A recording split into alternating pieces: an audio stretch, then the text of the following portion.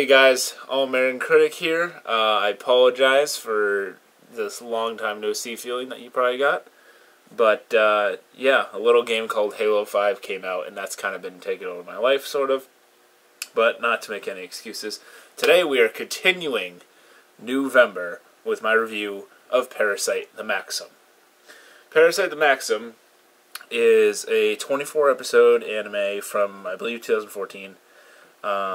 Given to us by Madhouse, and it's centered around a guy named Shinichi, who's your kind of generic high schooler, until one night these aliens came down to Earth with the goal of they eat an organism's brain or different body part, and they could take that body part over.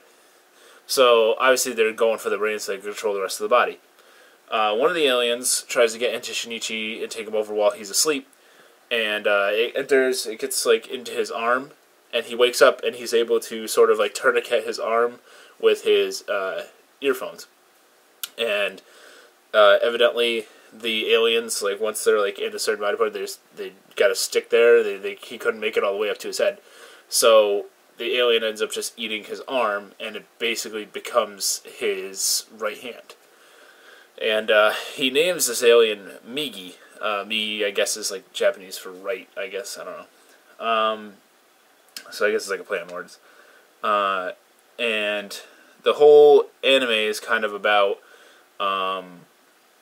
their relationship together, because Migi he learns more and more about the planet he's trying to take over.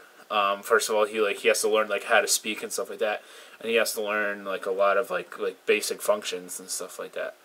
And one thing, he's very like robotic because he's a parasite, and he doesn't understand like stuff like human emotions, stuff like that. Stuff like that just puzzles him immensely. And another aspect of it is that Shinichi has to hide this newfound curse and ability at the same time later on in the series. And so yeah, he has to with Shinichi trying to hide it. It provided some like kind of funny moments in their relationship with each other, trying to like understand each other. And it had some like moments of tension as well. There are other parasites as well that they encounter, and there's some action scenes. There's a lot of gore in this anime. There's a lot of like bodies, like I don't know how to really describe it. The bodies being like ripped to pieces and like forming back and stuff like that, because the parasites can actually like break apart their forms and like have like blades and stuff like that. They actually look really cool. So if you're not really into blood and gore, you probably shouldn't watch Parasyte. Character-wise, Shinichi is he's kind of lame at the beginning, just because he's kind of generic. But Migi actually like sort of makes him better. I don't want to spoil too much, but when you are watching him sort of develop in the story, you side with him, and then you see him like sort of become this thing that you don't want him to become, and his friends don't want him to become either. And he does become stronger, but at some cost.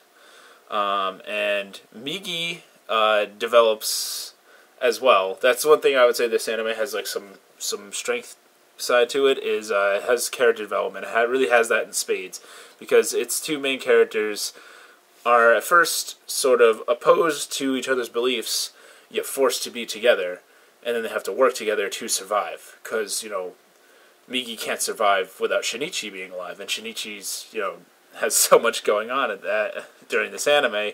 He's just trying to live and try and sort of be normal.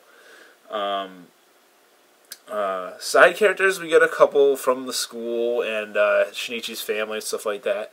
There is one thing I just didn't like, and I don't want to spoil too much, but if you have seen the show, you know what I'm talking about. Shinichi has two sort of potential love interests in this show, and I wish he went with the one that he did not go with. That being Kana, I believe. Satomi is actually sort of his like love interest, who I didn't really feel developed that much as a character, and Kana I thought was like way cooler. But yeah, we meet other parasites and stuff like that, and some are good, some are bad. Some are just trying to figure out what human life is really about. And I found that kind of interesting. You really get like the feeling that like humanity is a plague on the world, because that's kind of how the parasites see us, and it's kind of ironic because we see them as a plague on us. So it really gives you a cool look at humanity, I think. And presentation-wise, it's given to us by Madhouse, and they've done a lot of cool works in the past. I've watched, when I first watched it, I watched it in sub, because the dub hadn't come out yet, and the dub is now on Toonami. And I actually got to say, I like the sub better. The dub is okay, but it's just like, with me, once I hear a show in one audio track, it's kind of weird for me to hear it in the other, unless they're both like really good. But either way, they're not bad. Animation-wise, it's actually really good. The opener is done by Fear and Loathing in Vegas, which did the Brynhilde in Darkness opening. So if you saw that, then you know I really like that kind of music. Let's see, what else? Overall entertainment, I really liked Parasyte the Maxim. I wish it was maybe like 1 or 2 episodes longer, just to like develop those side characters a little more. I liked how it ended, and there was a lot of like different emotions that you feel in it, and it really makes you think, which it's hard to say like with a lot of action series. So yeah, overall, I give Parasyte the Maxim a B-. It's definitely one of the more enjoyable anime that I've seen lately, and I definitely recommend it. I don't think it's been licensed or released just yet, but yeah, definitely check it out wherever you can. It's on Toonami. I forgot to check the time, but it's like pretty late. It's like 1:30 in the morning Eastern time. So if you can stay up that late, it's definitely worth it. But yeah, tell me what you guys thought of Parasyte the Maxim. Yeah, as always, this is the All-American Critic, signing out.